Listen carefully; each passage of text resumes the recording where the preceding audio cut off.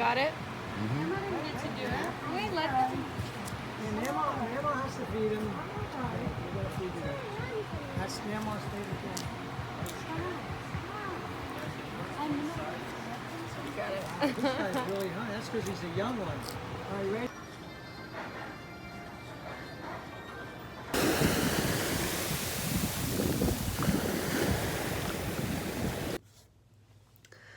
Hi everyone, welcome back to my channel. I'm very happy to report that this is indeed a vlog.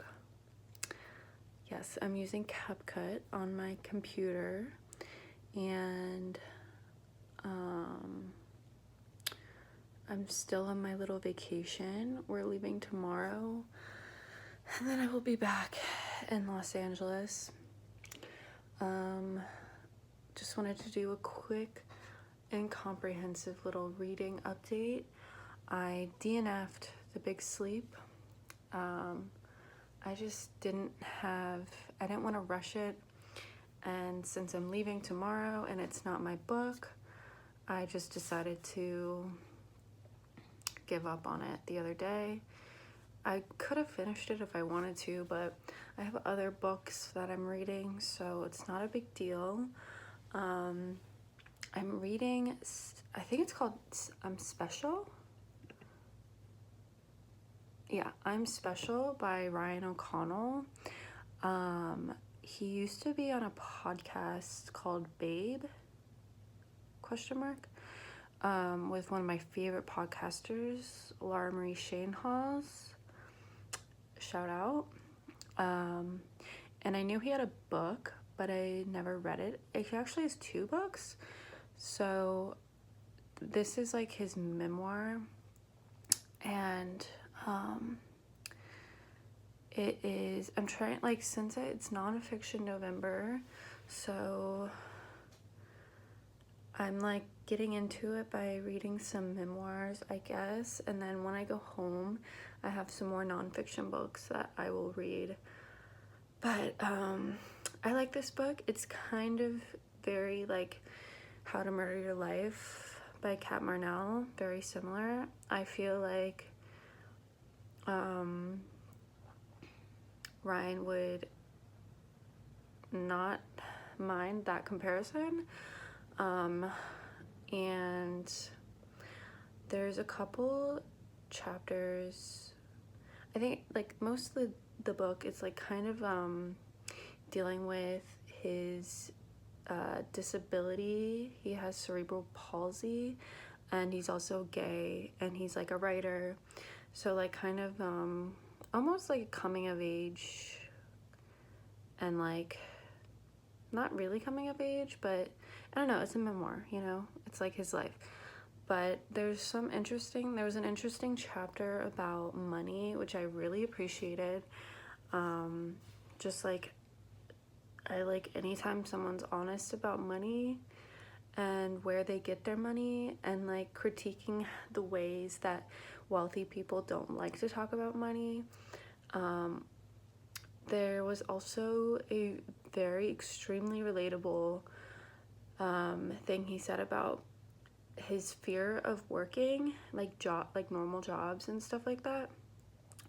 I have always felt that way, and every time I say that, like I'm scared of working, I feel like people don't understand what I mean. Like,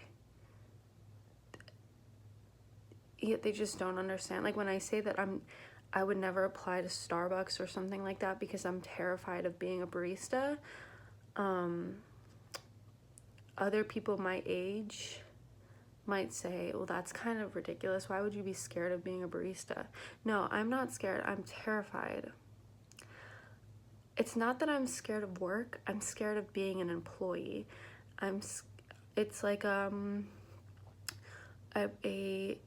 fear of letting my employer down, a fear of all of my inadequacies, and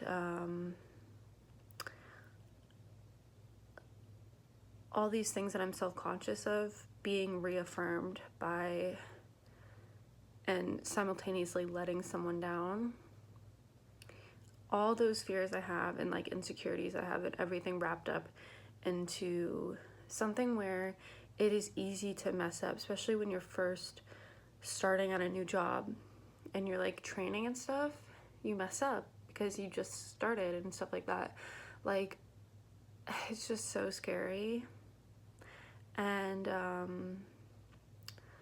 so yeah, when I read that, I was like, oh my god, I've never seen that in a book before. I've never talked to anyone who really understood my fear of having a job. So anyways, over the years I've gotten better about it, but specifically I've mostly worked for individual people and not for companies and stuff like that, if that makes sense, you know. But there's something else I was gonna say, but I have forgotten.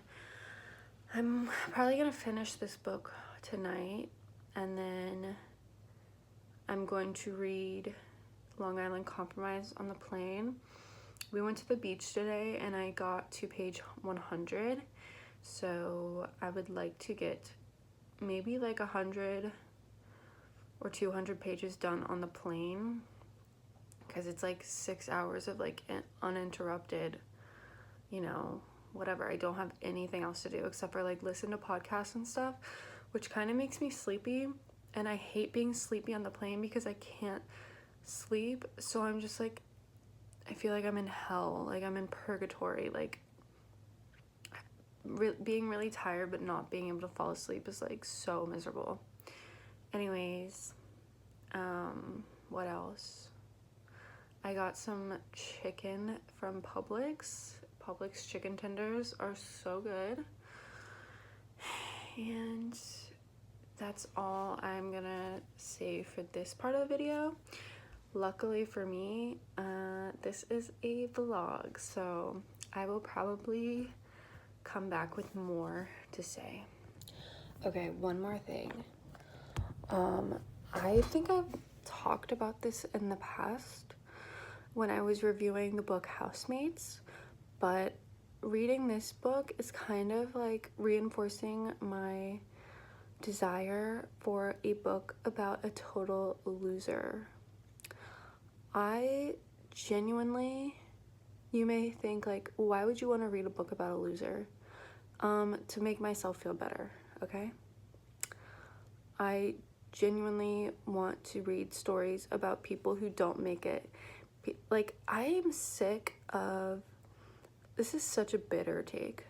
It is what it is. Like, this is just how I feel. I am so sick of authors who are doing really well in life and have had a lot of, I don't want to say luck, because I don't want to discount the things that they have done to get to where they are, but a lot of them do have luck. But besides that, their will, their drive, their focus, their whatever, all these positive attributes for a person, I'm not knocking them. But these people who are almost like trying to inadvertently relate to you, not relate to you, but have you relate to them in a sense, and be like, this is how, you know, I got to where I am, and things are really hard, and then I did this, and now I'm here. And it's like, every book is just like, okay, I'm not even making sense right now. I want a book from somebody who is still a loser, started out as a loser and is still a loser, and did not have their like Cinderella moment, you know. That's what I want.